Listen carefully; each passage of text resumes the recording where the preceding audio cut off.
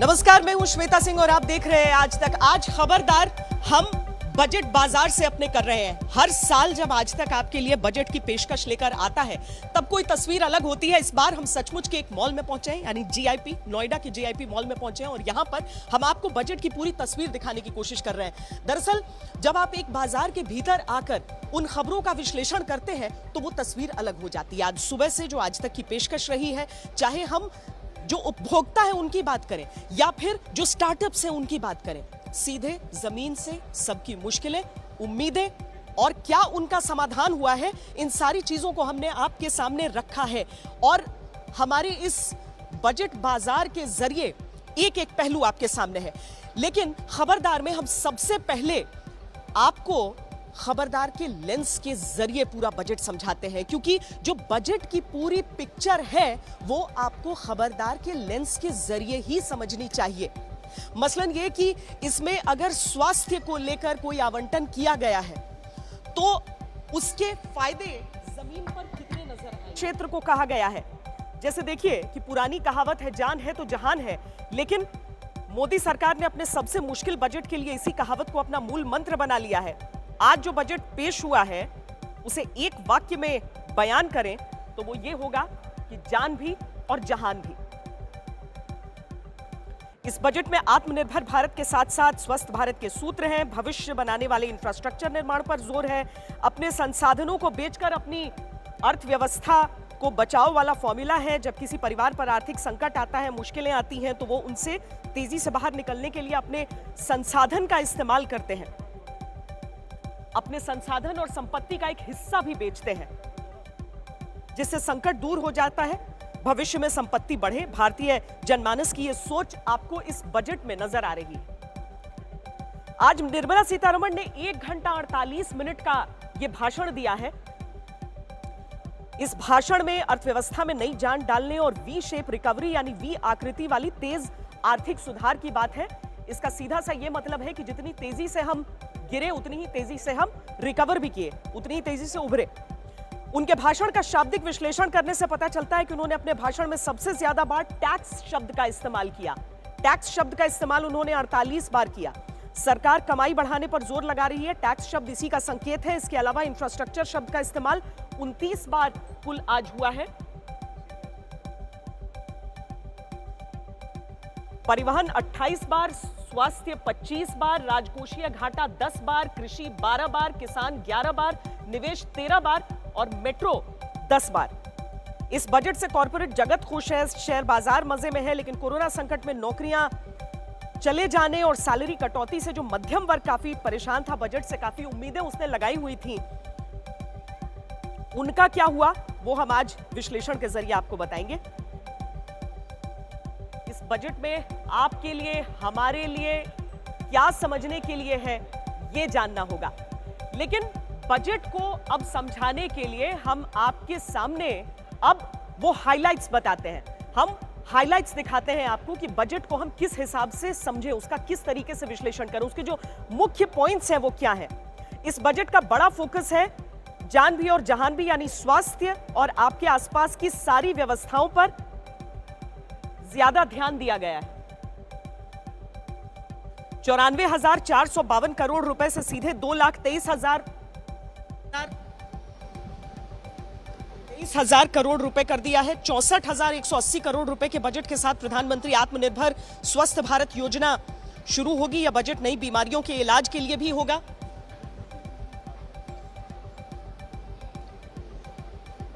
यह बजट नई बीमारियों के इलाज के लिए होगा। इसी के साथ कोरोना वैक्सीन पर 2021-22 में 35,000 करोड़ का खर्च होगा। जरूरत पड़ी तो और ज्यादा फंड दिए जाएंगे। देश के हेल्थ सेक्टर के लिए आर्थिक वैक्सीन है। इंफ्रास्ट्रक्चर पर इस बार बहुत जोर दिया गया है। इस बजट में कुल मिलाकर 3,34,000 करोड़ रुपए इंफ्रास्ट्रक्चर में डाले गए हैं। इस रकम में सड़क है, बड़े हाईवे हैं, रेलवे हैं, इंफ्रास्ट्रक्चर से जुड़ी तमाम योजनाएं हैं। अगले साल तक 8,500 किलोमीटर के रोड प्रोजेक्ट शुरू होंगे। इससे पैसे का मूवमेंट बढ़ेगा, रोजगार के मौके पैदा होंगे, अर्थव्यवस्था को रफ्तार मिलेगी। हालांकि सड़कों के लिए जो ये पूरी व्यवस्था की गई है उसमें अधिकतर चुनाव वाले राज्य हैं और इसको लेकर राजनीति हो रही है। देश का राजकोषीय घाटा खतरनाक स्तर पर है। सभी रिकॉर्ड तोड़कर जीडीपी के 9.5% के बराबर हो गया है। अगले साल का घाटा भी अनुमान से कहीं ज्यादा है, करीब 6.8 से 7%।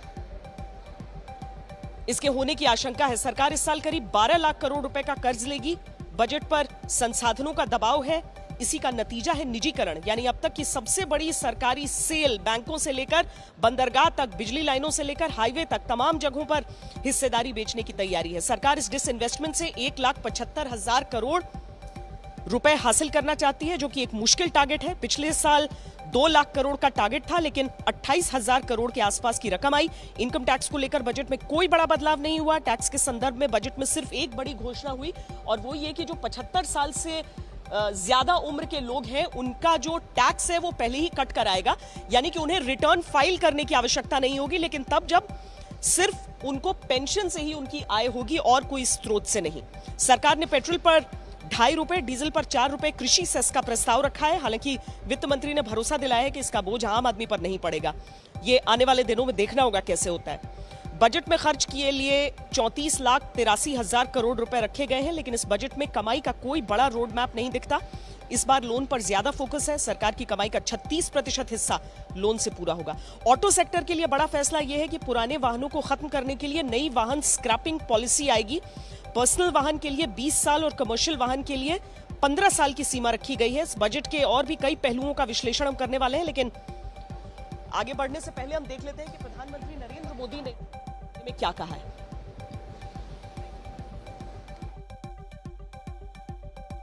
और हमने इस बजट में भी प्रोएक्टिव बजट देकर के देश के सामने प्रोएक्टिव होने का संदेश दिया है।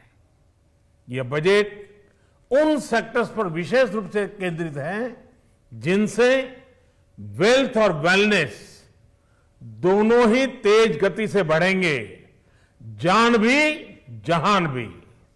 इसमें एमएसएमईज और इंफ्रास्ट्रक्चर पर विशेष रूप से जोर दिया गया है। इसी तरह ये बजट जिस तरह से हेल्थ केयर पर केंद्रित है वो भी अभूतपूर्व है।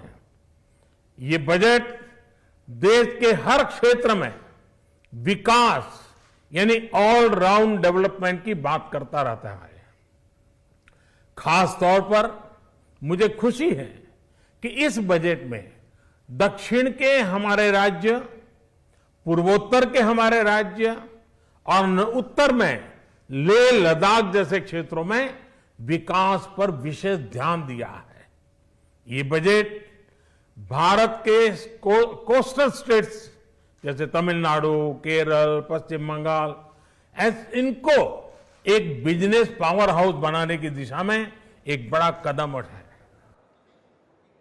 सरकार की तरफ से यह समझाने का प्रयास है कि देश के सुदूर कोनों और देश के एक एक कोने पर पूरा फोकस रहा है इस बजट में। हालांकि वित्त मंत्री निर्मला सीतारमण ने साफ तौर पर यह कहा कि यह बजट इसीलिए खास है क्योंकि हमारी अर्थव्यवस्था ने एक वी शेप की रिकवरी देखी है। अगर वी शेप हम देखें तो यानी कि जितनी तेजी से हम यहां पर उतरे थे उतनी ही तेजी से हम वापस चढ़ रहे हैं एक अर्थव्यवस्था के तौर पर।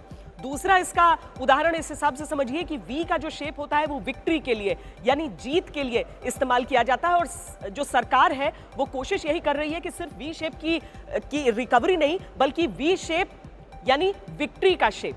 तो कुल मिलाकर हम इस वी शेप की बजट का आकलन किस तरीके से करें इस रिपोर्ट में समझिए।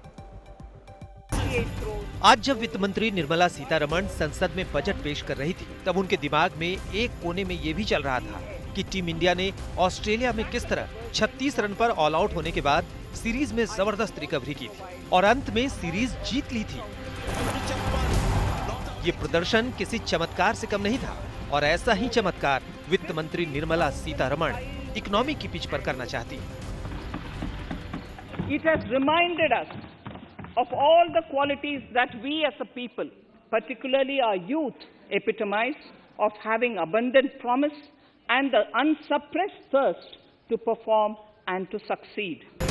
ना ब्रीफकेस ना बही खाता, वित्त मंत्री इस बार टैबलेट में पेपरलेस बजट लेकर आई थी। Faith is the bird that feels the light and sings when the dawn is still dark. अगर एक शब्द में बजट को समझना चाहें तो निर्मला का तीसरा बजट उम्मीदों पर कायम है। इसमें जान भी है और जहान भी है। सरकार रिकॉर्ड तोड़ राजकोषीय घाटे से बाहर निकलने के लिए जी तोड़ कोशिश कर रही है। कोरोना काल में अर्थव्यवस्था को जो डेंट लगा है वो पिक्चर सबके सामने है। सरकार ने बताया राजकोषीय घाटा इस साल सभी रिकॉर्ड तोड़कर जीडीपी के 9.5% तक पहुंच गया है। इस साल का खर्च बजट के लक्ष्य से 4 लाख करोड़ ज्यादा रहा, यानी कमाई कम खर्च ज्यादा। अगले साल का घाटा भी अनुमान से कहीं ज्यादा 6.8% तक होने की आशंका है। ऊपर से सरकार इस साल 12 लाख करोड़ रुपए का कर्ज लेगी। The fiscal deficit in BE 21-22 is estimated to be 6.8% of the GDP.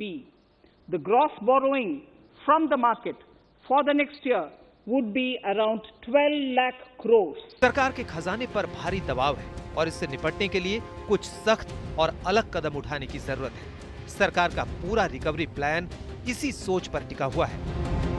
वित्त मंत्री ने सरकारी खजाने को भरने के लिए सबसे बड़ी सरकारी सेल की घोषणा कर दी है, यानी पब्लिक सेक्टर यूनिट का निजीकरण भी और निवेश भी। वित्त मंत्री ने घोषणा की है सरकारी बैंक, बंदरगाह, बिजली के संसाधन, हाईवे, रेलवे, गेल, इंडियन ऑयल की पाइपलाइन, स्टेडियम, भेल, शिपिंग कॉरपोरेशन सबके विनिवेश की तैयारी है, यानी हिस्सेदारी बेची जाएगी। 2021-22 के दौरान सरकार विनिवेश के जरिए 1,75,000 करोड़ रुपए जुटाने वाली है। इन पैसों से अर्थव्यवस्था में जान फूंकने की कोशिश होगी। इससे पूंजी को अनलॉक किया जा सकता है। हालांकि ये सवाल अपनी जगह कायम है कि ये घाटा कैसे पूरा होगा। इसको करने के बाद 2.25 लाख करोड़ रुपए का टारगेट है। ऐसा लग रहा है सब कुछ बेच डालेंगे और तब 2.25 लाख करोड़ का टारगेट है, जबकि 2,10,000 करोड़ का टारगेट पिछले बजट में था। 20,000 करोड़ कर पाए थे, तो उसमें से 15 से 20,000 करोड़ के बीच का आंकड़ा हुआ है। तो ये मुझे थोड़ा सा डिसअपॉइंटिंग लग रहा है। अगर आप डेटा पॉइंट की बात करें तो भारत की अर्थव्यवस्था 200 लाख करोड़ की है, जिसमें 153 लाख करोड़ केवल हमारे आप जैसे लोग जो खर्च करते हैं उससे आता है।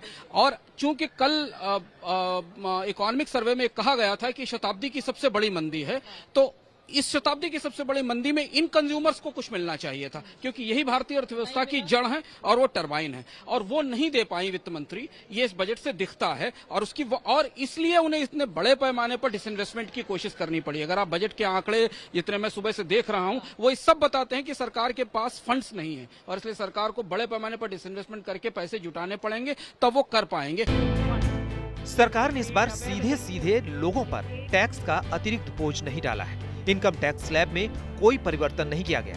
ऐसे में मिडिल क्लास को बजट से पहले जितनी उम्मीदें थी वो धरी की धरी रह गई है। डायरेक्ट टैक्स में ऐसा है कि कलेक्शन बहुत लो रहा है इस साल, करीब 12-12.5% अभी तक कम रहा है।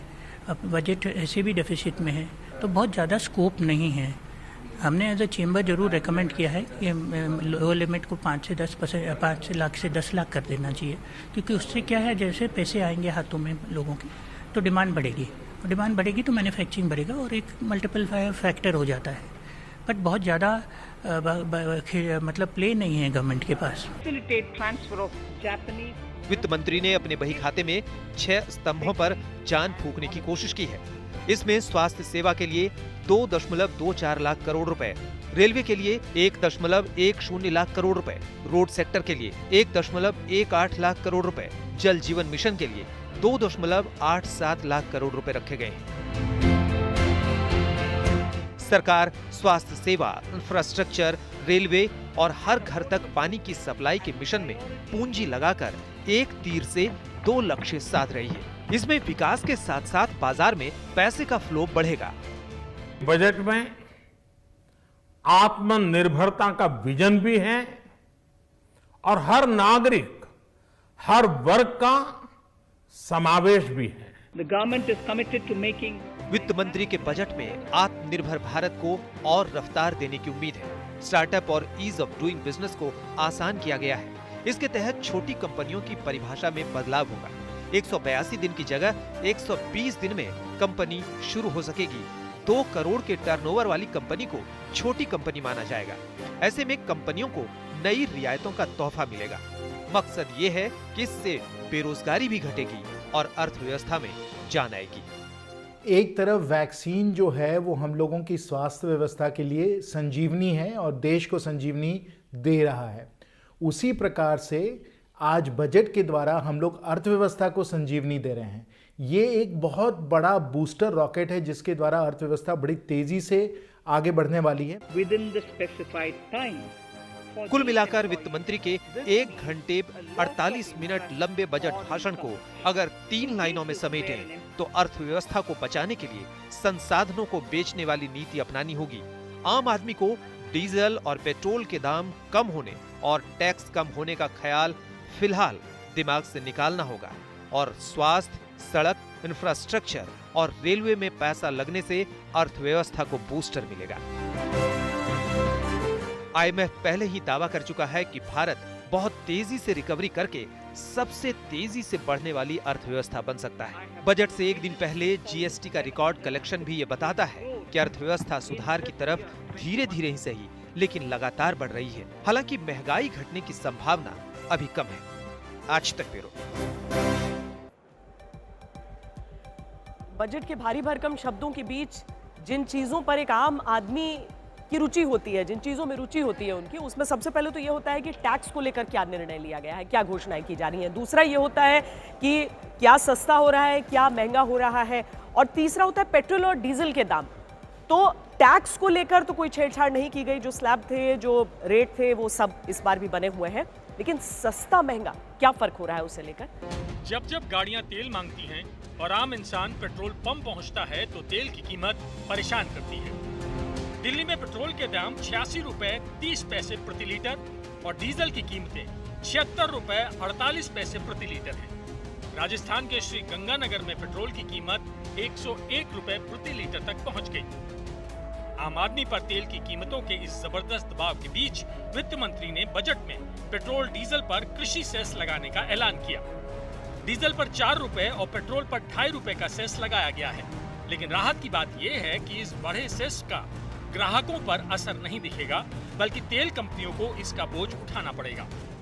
पिछले दिनों में जिनके हाथ में व्यवस्था थी उन्होंने कैसे संभाला? उस समय में प्राइस को मैनेज करने के लिए उन्होंने बंड लाके कंपनियों के ऊपर, देश की अर्थव्यवस्था के ऊपर लाद के छोड़ के गए। आज हमने एक बाजार व्यवस्था खड़ा करके जब अंतर्राष्ट्रीय बाजार में प्राइस घटती है तब हमने कंज्यूमर को उसको पास ऑन किया है। बाकी रहा जो पैसा टैक्स के लिए हम राज्य या केंद्र लेती है, ये विकास के काम के लिए खर्चा किया जाता है। सेस के नाम पर आज पेट्रोल, डीजल, रसोई गैस लगातार उनकी कीमत बढ़ रही है। कीमत कम करने का, महंगाई कम करने का कोई इसमें जिक्र नहीं किया गया है। सिर्फ और सिर्फ जो संपत्ति, राष्ट्रीय संपत्तियां हैं, उसको कैसे हम बेचें और पैसा कमाएं। और भाजपा जब विपक्ष में थी तब इसी प्रकार के डिसइन्वेस्टमेंट के खिलाफ पार्लियामेंट के अंदर, पार्लियामेंट के बाहर बहुत हंगामा किया था।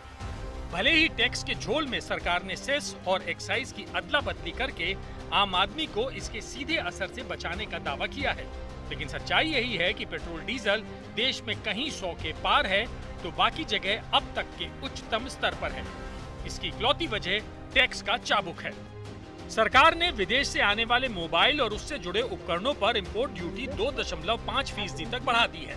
कुछ ऑटो पार्ट्स पर 7.5% इंपोर्ट ड्यूटी बढ़ाकर इसे 15% कर दिया गया है। ड्यूटी बढ़ने से कई सामान महंगे हो जाएंगे, जैसे mobile phone charger, AC, fridge, wire, cable, LED bulb, imported कपड़े, leather products, auto parts, cotton, raw silk, plastic products, solar inverter, solar के उपकरण महंगे हो जाएंगे। हमें भी उम्मीद था कि असाधारण स्थिति में जब बजट पेश होगी तो इसके असाधारण कोई कदम उठाने की झलक मिलेगा, लेकिन ये बजट में असाधारण स्थिति में बड़े साधारण और एक निजीकरण की राह पकड़ते हुए सरकार खुद को बचाना चाहते हैं।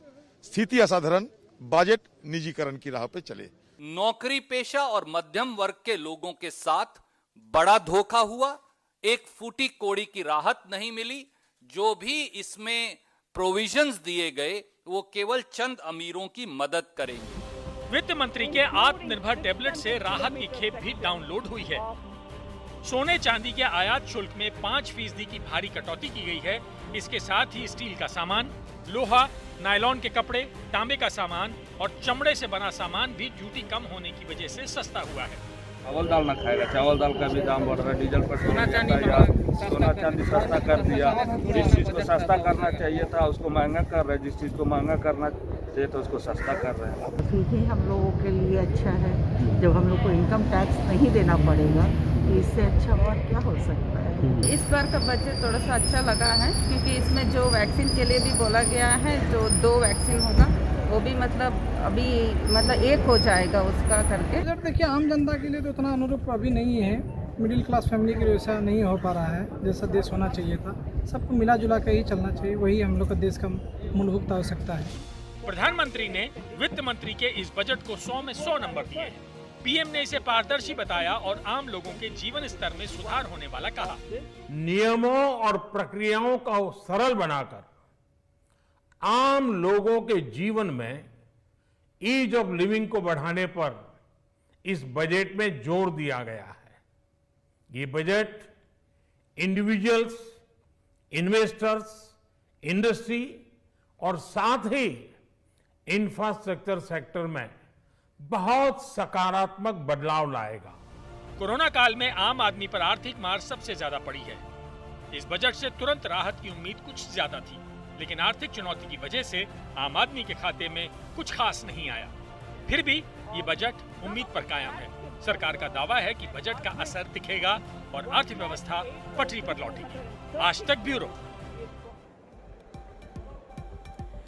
पेट्रोल डीजल की कीमतों की भी बात करते हैं, क्योंकि जो पेट्रोल डीजल की कीमतें लगातार बढ़ रही थी तो लोगों को उम्मीद ये थी कि शायद सरकार अपनी तरफ से एक्साइज ड्यूटी को घटाए और उसकी वजह से कीमतें कम हो। तो एक्साइज ड्यूटी को तो घटाया गया, लेकिन इसके बावजूद कीमत जो है वो कम नहीं हुई और उसकी सबसे बड़ी वजह ये है कि सेस लगा दिया गया।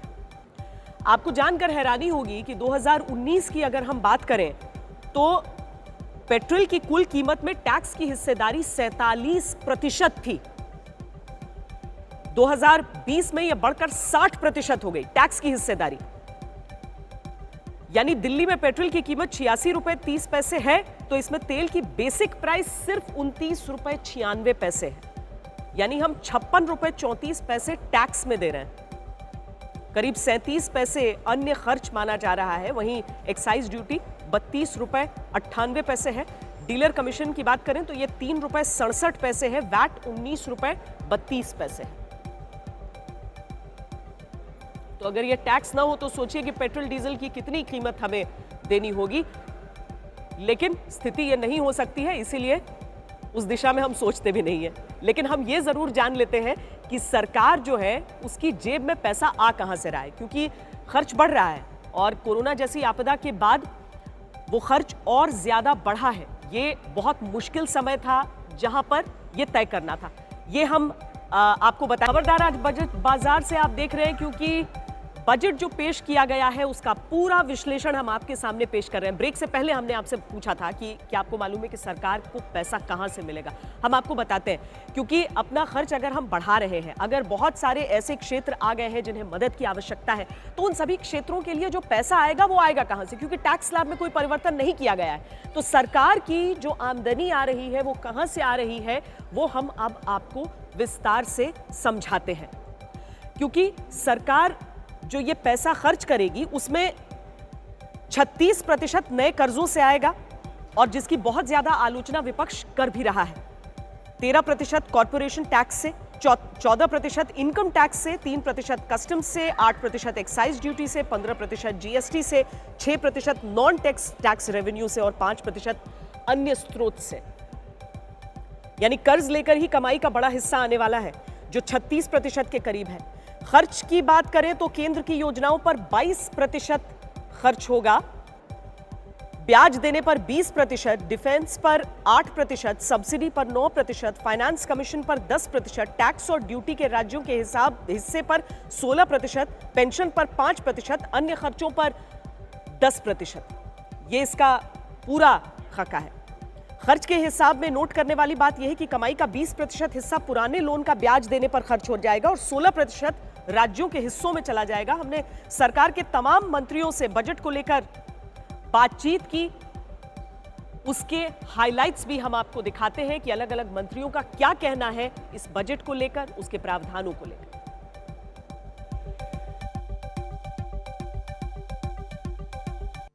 ये है स्वस्थ भारत सुरक्षित भारत का पैकेज। तो इसमें तो इस साहसिक सोच की तो आपको प्रशंसा करनी चाहिए और मैं जरूर कहूंगा मुझे अपने प्रधानमंत्री पर गर्व है। देश के इतिहास में पहला ऐसा बजट है कि जिसने इंफ्रास्ट्रक्चर को सबसे ज्यादा प्रायोरिटी दी है। ये शानदार बजट है और इसकी जितनी भी प्रशंसा की जाए वह कम है। कोरोना काल गुजर जाने के बाद किस प्रकार भारत आगे बढ़ेगा प्रधानमंत्री मोदी के नेतृत्व में, उसका एक रोड मैप और उसका विजन दर्शता है इस बजट के माध्यम से। कृषि के क्षेत्र में जो सरकार ने ध्यान दिया है वह बेहतर है और इसके परिणाम भी आने वाले कल में बेहतर कृषि के क्षेत्र में आएंगे ही। विषम परिस्थितियों में एक बहुत ही सरल, बैलेंस्ड और समाज और अर्थव्यवस्था के हर पहलू को छूते हुए बजट को उन्होंने प्रस्तुत किया। सरकार के इस बजट में इंफ्रास्ट्रक्चर पर बहुत जोर है, यानी कि सड़कों के निर्माण पर, मेट्रो पर, रेल पर, इन सारी चीजों पर बहुत ज्यादा जोर है। और किस तरीके से इनका आवंटन किया गया है अलग अलग क्षेत्रों के लिए, जैसे आम आदमी की जो आम सवारी है उसके लिए कितना आवंटन किया गया है, क्या खर्च किया जा रहा है, वो सारी चीजें अब हम आपको विस्तार से बताते हैं।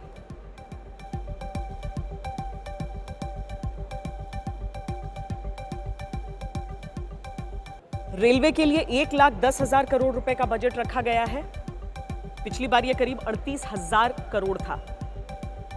दिसंबर 2023 तक 11% दिसंबर 2023 तक 100% इलेक्ट्रिफिकेशन का लक्ष्य रखा गया है। 2020 तक के आंकड़े बताते हैं कि 41,548 किलोमीटर ट्रैक का इलेक्ट्रिफिकेशन अभी तक किया जा चुका है। मेट्रो की बात कर लेते हैं। मेट्रो के लिए 11,000 करोड़ का प्रावधान है। 702 किलोमीटर तक मेट्रो अभी चल रही है। 27 शहरों में कुल 1,016 किलोमीटर मेट्रो पर काम चल रहा है। कम लागत से टियर 2 शहरों में अब मेट्रो शुरू होगी।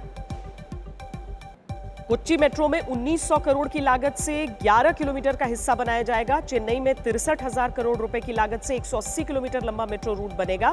बेंगलुरु में 14,728 करोड़ रुपए से 58 किलोमीटर लंबी मेट्रो लाइन बनेगी।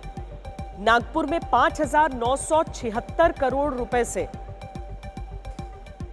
नासिक में 2,092 करोड़ रुपए की लागत से मेट्रो बनेगी। यानी सभी शहरों में मेट्रो, और जहां पर मेट्रो जहां तक पहुंची हुई है उससे आगे का विस्तार भी होगा। इसके अलावा सड़क परिवहन और हाईवे मंत्रालय को अब बजट 1,18,000 करोड़ रुपए का रखा गया है। अपने आप में ये एक रिकॉर्ड है, इससे पहले ऐसा नहीं हुआ था कभी। संदेश एकदम साफ है, इंफ्रास्ट्रक्चर में पैसा झोंका जाएगा तो पैसे का मूवमेंट बढ़ेगा। वैसे हाईवे के मामलों में चुनावों का ध्यान रखा गया है। 4 ऐसे राज्य जहां चुनाव नजदीक है उन्हें बड़े हाईवे प्रोजेक्ट्स मिले हैं। तमिलनाडु को 3,500 किलोमीटर का प्रोजेक्ट जिस पर 1,03,000 करोड़ रुपए खर्च होंगे। केरल को 1,100 किलोमीटर का प्रोजेक्ट जिस पर 65,000 करोड़ रुपए खर्च होंगे। पश्चिम बंगाल को 665 किलोमीटर का हाईवे प्रोजेक्ट जहां पर 25,000 करोड़ रुपए खर्च होंगे। असम में 1,300 किलोमीटर जहां 34,000 करोड़ रुपए खर्च होंगे।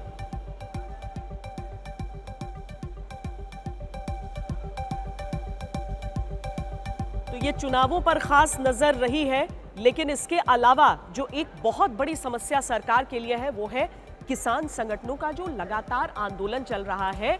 2 महीने से ऊपर का समय बीत चुका है, लेकिन इस बार उम्मीद की जा रही थी कि क्या बजट में कुछ ऐसे प्रावधान किए गए होंगे जिनको लेकर सरकार, किसानों का मन थोड़ा सा और मोह पाएगी। सरकार ने अपनी पीठ थपथपाई है कई मुद्दों पर, लेकिन इसके साथ ही जो कई सालों से चला आ रहा है कि 2022 तक सरकारों की जो आय है वो दोगुनी हो जाएगी, तो इस बात पर सरकार कायम है कि अगले साल तक किसानों की आय दोगुनी हो जाएगी। एमएसपी का इस लिहाज से बखान भी किया गया है। Processing agricultural output efficiently. This will ensure enhanced remuneration for our farmers. To earmark resources for this purpose, I propose an agricultural infrastructure and development sector. जब कृषि कानूनों को लेकर सरकार संकट का सामना कर रही है, तो 2021 के बजट में वित्त मंत्री निर्मला सीतारमण ने ये तस्वीर पेश करने की कोशिश की कि मोदी सरकार में किसानों के दिन बहुरे हैं, क्योंकि सरकार ने उनकी सुध ली है। फसलों की सरकारी खरीद के आंकड़ों के सहारे सीतारमण ने कहा, कि 2013-14 के मुकाबले 2020-21 में गेहूं पर किसानों को मिला न्यूनतम समर्थन मूल्य यानी एमएसपी का पैसा 121% अधिक है, जबकि धान पर किसानों को 2013-14 के मुकाबले 170% से अधिक कमाई एमएसपी से हुई। 7 साल पहले के मुकाबले दाल पर किसानों की सरकारी खरीद से कमाई 40 गुना से ज्यादा बढ़ी है। Agriculture. Our government is committed to the welfare of farmers.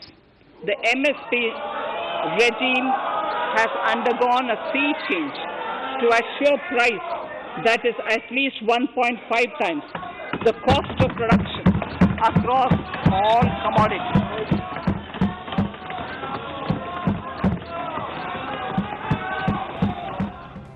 MSP पर सरकारी खरीद को लेकर वित्त मंत्री जब ये बोल रही थी तो उन्हें विपक्ष की नारेबाजी का सामना करना पड़ा। Resulted in increase in payment to farmers substantially. In case of wheat, a total amount paid to farmers in 2013-14. Honorable Speaker, sir. विपक्ष के ये तेवर बताते हैं कि किसानों को लेकर सरकार की चुनौती सिर्फ आंकड़े बताने तक सीमित नहीं है। इसीलिए 2022 में किसानों की आय दोगुनी करने के वादे पर सरकार क्या रिजल्ट कार्ड पेश करेगी, इसकी चिंता 2021 के बजट में दिखी और इस चिंता से उबरने का इंस्टेंट समाधान कृषि कर्जों में दिख रहा है ताकि किसान अपनी आय बढ़ाने के साधन जुटा सकें। सबसे बड़ा धोखा खेती के साथ किया गया। खेती का बजट लगभग 6% काट दिया गया।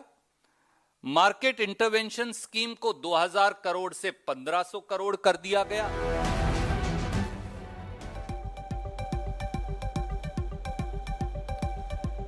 तो बजट को आसान शब्दों में समझने के लिए आज तक आपको सीधे बाजार में लेकर आया था, लेकिन सिर्फ यही नहीं, हमारी पेशकश में वो हिस्सा भी शामिल रहा जहां पर हमने एक थाली के जरिए ये समझने का प्रयास किया था कि इस बजट में किसके हिस्से क्या आ रहा है। देखिए,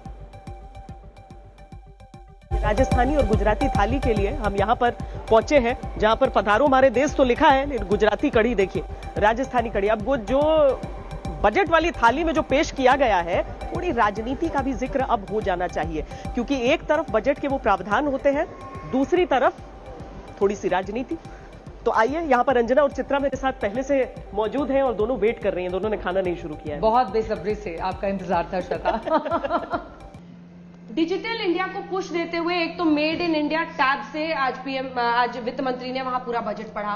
उसके बाद से वो जो ड्यूटी बढ़ा रहे हैं इंपोर्टेड मोबाइल्स पर, चार्जर्स पर, तो क्या हमारे और मोबाइल प्रोडक्शन को लेकर बार बार टेलीकॉम मिनिस्ट्री से बताया जाता है कि हम बहुत ज्यादा इसमें इजाफा कर रहे हैं। क्या आपको लगता है कि जिन चीजों पर ऐसी ड्यूटी बढ़ाई गई है, विदेशी कपड़ों पर, उससे एक आत्मनिर्भर भारत या वोकल फॉर लोकल ये सबको पुश मिलेगा? अंजना जी, अगर अच्छा होता है कि वित्त मंत्री जी मेड इन इंडिया या मेक इन इंडिया जो स्कीम को 5 साल हो गए, उसका एक ब्यौरा दे देती, और मैं दे देता हूँ, वो तो भूल गई होगी, मैं दे देता हूँ उस मेक इन इंडिया का ब्यौरा।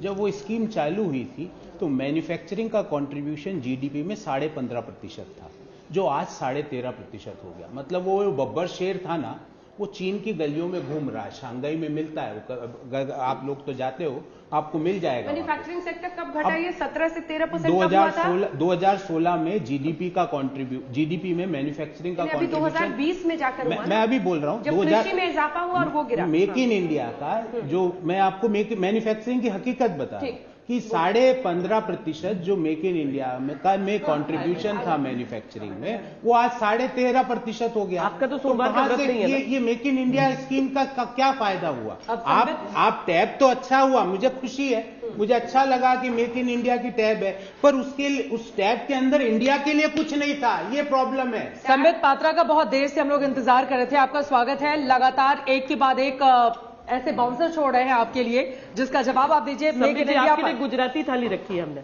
नहीं इसमें गुजराती और राजस्थानी थाली से भी इनकार कर दिया है। गुजराती राजस्थानी दोनों को एक थाली में सजाकर रखा हुआ है। चलिए, अच्छी बात है, आपने पूरा भारत की थाली यहाँ सजाई हुई है। और ठीक इसी प्रकार आज जो बजट हुआ है, उस बजट में भी निर्मला सीतारमण जी ने हर प्रदेश का आइटम और हर तरह से इस थाली को सजा के देश के सामने परोसा है। मैं आपका भी धन्यवाद करता हूं आज तक का, और निर्मला जी का भी धन्यवाद करता हूं कि इस तरह से उन्होंने हमारे मन के पेट को भरा है। बस बिल्कुल सही बात बोल दी।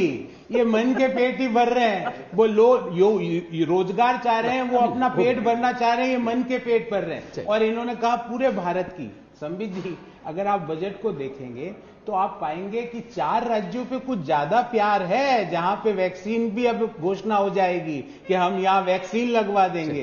ये आपका चुनावी प्रेम बजट में भी संबित जी, बजट तो पूरा देश के लिए बनता है। इतिहास में पहली बार हुआ ऐसा। मैं थोड़ा लेट आया हूं, मेरे को ये समझ में नहीं आया कि बजट तो देश के लिए बनता है। कुछ नहीं, देखिए दो तीन बड़ी बातें वो बोल गए हैं। एक तो यही तमिलनाडु, केरल, असम, बंगाल, लगा कि यही 4 राज्य है देश में। और दूसरी बात वो कह रहे हैं कि झांसा है नौकरी बढ़ाने के लिए कुछ भी कॉन्क्रीट आपने नहीं किया। आप जवाब दीजिए। देखिए अब मैं डिबेट में वाकई शामिल हो रहा हूं, और जहां तक मैंने कहा कि मन की बात को उन्होंने रखी, तो मेरा ये कहने का तात्पर्य था कि जो हमने मन में सोच रखा था कि इस प्रकार का बजट होगा, बजट ठीक उसी के अनुरूप था। नंबर 2, देखिए पहले तो डिबेट में तू मैं बाद में करेंगे, भोजन पे तू मैं करना ऐसे भी हमारी संस्कृति की भाग नहीं है। मैं पहले निर्मला सीतारमण जी का, नरेंद्र मोदी जी का और हिंदुस्तान की जनता का धन्यवाद करता हूं। देखिए ये बजट बहुत शांतिप्रिय ढंग से पारित हुआ। एक बड़ा क्राइसिस था, क्राइसिस के बाद ये बजट हुआ है। और सबसे बड़ी बात है, आप और हम एक अरसे के बाद यहां भोजन कर रहे हैं। सुबह भी मैं कह रहा था कि ये जो आज तक मॉडल, आज आपका जो एक जीआईपी मॉल आपने लिया हुआ है, वही मॉडल आप सरकार में भी देख सकते हैं। आप देखिए, मैं उदाहरण देता हूं। ये आप जीआईपी मॉल में हम सब बैठे हुए हैं, भोजन कर रहे हैं। यहां मैं बाहर देख रहा हूं सारे, आप देखिए ये हमारे भाई साहब हैं। ये भाई साहब भी कितने दिन से एंगेज नहीं थे, आज ये एंगेज हुए हैं। हमसे पूछ रहे हैं चूरमा दूं, ये दूं, सब कुछ दे भी रहे हैं। आज ये अपने आप को एंगेज महसूस कर रहे होंगे। आपने स्पेंडिंग किया, ये इंफ्रास्ट्रक्चर है। आपने जीआईपी मॉल में स्पेंडिंग किया आज तक ने, उसका नतीजा इनको एम्प्लॉयमेंट मिला। आप इसको बड़े रूप में सोचिए। भारत की सरकार ने इंफ्रास्ट्रक्चर में, चाहे वो बंगाल में हो, चाहे आसाम में हो, चाहे उड़ीसा के फिशरीज, पारादीप की फिशरीज में हो। उड़ीसा कोई चुनावी राज्य नहीं है, वहां पे भी उन्होंने पारादीप फिशरीज को दिया है। तो वहां जो ये इन्वेस्टमेंट हुआ है 1.18 लाख करोड़ रुपीस का, रोड्स पे, मेट्रो पे, इत्यादि पे, किसको फायदा होगा? जैसे इस भाई को आज आपने एम्प्लॉयमेंट दिया है, ठीक उसी प्रकार हिंदुस्तान है सब। जिस चीज के लिए ये बोल रहे हैं कि मतलब कुछ ठोस नहीं है, ऐसा नहीं है। कई सालों बाद जाकर इसका असर दिखेगा। आज की स्थिति में बहुत सारे नौजवान हैं जो नौकरी के लिए परेशान है। आज के लिए क्या होगा? 2 चीजें हैं जहां तक शॉर्ट टर्म गेन होता है और एक लॉन्ग टर्म गेन होता है। शॉर्ट टर्म गेन में आप देख सकते हैं कि जब कोरोना का क्राइसिस रहा, तुरंत किस प्रकार लोगों के हाथ में पैसा पहुंचे, 80 करोड़ लोगों के पास किस प्रकार अन्न पहुंचे, उसकी व्यवस्था one ration card one nation के अंतर्गत इमीडिएटली किया गया। सभी को 5 किलो गेहूं, दलहन इत्यादि ये सारी राशन पूरे हिंदुस्तान में भेजा गया। मगर एक लॉन्ग टर्म के लिए लॉन्ग टर्म प्लान ही आपको अपनाना पड़ेगा। किस प्रकार ये लोग भविष्य में भी अगर इंफ्रास्ट्रक्चर, देखिए आप पैसा दे दीजिए, पैसा कुछ दिनों में खर्चा हो जाता है, कुछ दिनों में आपका हाथ खाली हो जाएगा। मगर एम्प्लॉयमेंट दीजिए, ये ऐसा नहीं है कि आपको एम्प्लॉयमेंट 4 साल बाद मिलेगा। जब 11,000 किलोमीटर एक्स्ट्रा जो नेशनल हाईवे ऐड हो रहा है, श्वेता जी, अंजना जी, चित्रा जी, ये 11,000 किलोमीटर का है। 11,000 किलोमीटर का जो एक्स्ट्रा नेशनल हाईवे ऐड होंगे, तो ये परसों से काम शुरू होगा, काम ऑनगोइंग भी है। उनमें जब नेशनल इंफ्रास्ट्रक्चर पाइपलाइन की जो बात की, जिसमें करोड़ों की रुपए लगाई जा रही है, आपका सारा फोकस बंगाल पे ज्यादा है। जहां जहां चुनाव होने हैं वहीं पर सड़क आपको ज्यादा खराब नजर आ रही है, वहीं पर सब कुछ करना है। इनका आरोप यही है। कोई बात नहीं है। देखिए बंगाल हो, आप खाना भी शुरू कर दीजिए। बिल्कुल खाऊंगा भी। मैं बोल रहा हूं बंगाल भी हो, तमिलनाडु भी हो, केरल भी हो, ये छोटे राज्य नहीं है, आसाम भी हो, ये बड़े राज्य हैं जो हिंदुस्तान के जीडीपी को कंट्रीब्यूट भी करते हैं, और वहां भी काम होना अनिवार्य है। हमने वहां किया है। मैं तो आज इनसे रिक्वेस्ट करता हूं, ये कह दे कि बंगाल और असम में काम नहीं होना चाहिए था, हमने गलत किया है बंगाल में काम देके, अब ऐसा बोल दें। आप थोड़ा लेट आए, आपकी मैंने पूरी बात अच्छे से सुनी, ताकि मुझे खाना भी खाता हूं और आप भोजन भी कीजिए। जरूरी है, कम से कम भारतीय जनता पार्टी तो भरपेट करे, देश बाद में कर ले। नहीं, एक बार मैं संबित जी को बता देती हूँ, इनका सोमवार का व्रत है, इस वजह से ये कुछ नहीं खा रहे हैं। ऐसा नहीं हो कि सरकार के बजट से नाराज होकर खाली रखी हुई है। ऐसा कुछ नहीं है। मैं तो मेरी बात करता हूँ, व्रत है तो अच्छी बात। बिल्कुल, मेरी बात सुनिए। आपने कहा हमने कोरोना काल में पैसा, हाँ, मुझे ये बताइए कि ये 10 महीने हुए कोरोना को देश में, हमने पहला लॉकडाउन किया, उसके बाद 10 महीने से ज्यादा का समय हो गया, कितना पैसा प्रति हिंदुस्तानी को मिला, ये बताइए। देखिए मैं एक बात पूछूं, ये हमेशा ऐसा क्यों होता है कि हम हिंदुस्तान में जो पॉलिटिकल पार्टीज होते हैं ये इसी प्रकार का प्रश्न पूछते हैं कि कितना पैसा हमें मिला। हम ये क्यों नहीं कहते हैं कि इंडिया ने कितना जनरेट करने की क्षमता बढ़ाई। ये नहीं, मैं कंप्लीट कर रहा हूं। इतने वर्षों तक। वक्त एक छोटे से ब्रेक का है, आप रहिए खबरदार। नमस्कार, मैं हूं अंजना ओम कश्यप। हमें उम्मीद है ये वीडियो आपको पसंद आया होगा। लेटेस्ट खबरों के लिए यूं ही देखते रहिए आज तक, और इस वीडियो के पसंद आने पर लाइक, शेयर एंड सब्सक्राइब करना ना भूलें।